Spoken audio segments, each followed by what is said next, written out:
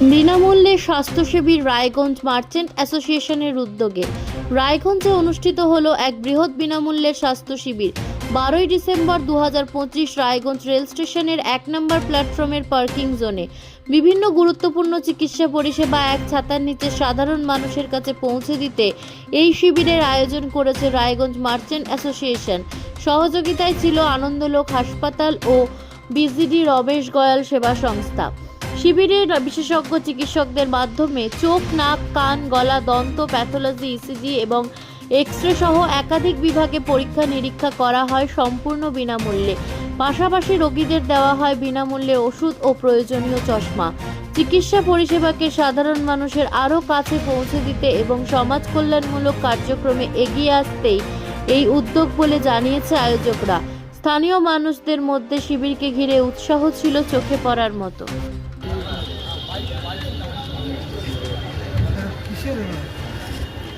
বিভিন্ন রিপোর্টিং করছে।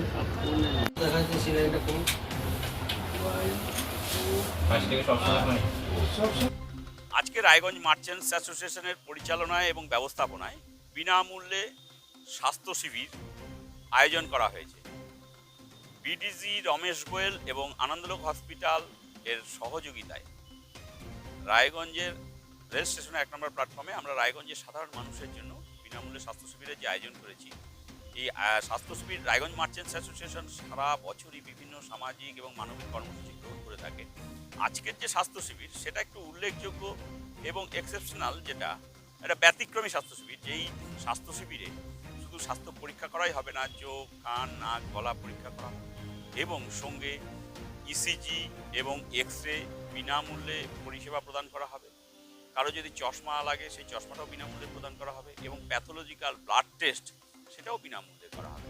আজকের এই স্বাস্থ্য শিবিরের যে সহযোগিতা করেছে বিডিজি রমেশ গোয়েল এবং আনন্দলোক হসপিটাল, আমরা রায়গঞ্জ মার্চেন্টস অ্যাসোসিয়েশন পক্ষ থেকে ওনাদেরকে অনেক অনেক কৃতজ্ঞতা জ্ঞাপন করছি যে ওনাদের মতন একটা সংস্থা রায়গঞ্জ মার্চেন্টস অ্যাসোসিয়েশনের সঙ্গে যৌথ উদ্যোগে রায়গঞ্জবাসীকে একটা এত বড় সামাজিক এবং সুন্দর পরিষেবা প্রদান করছেন।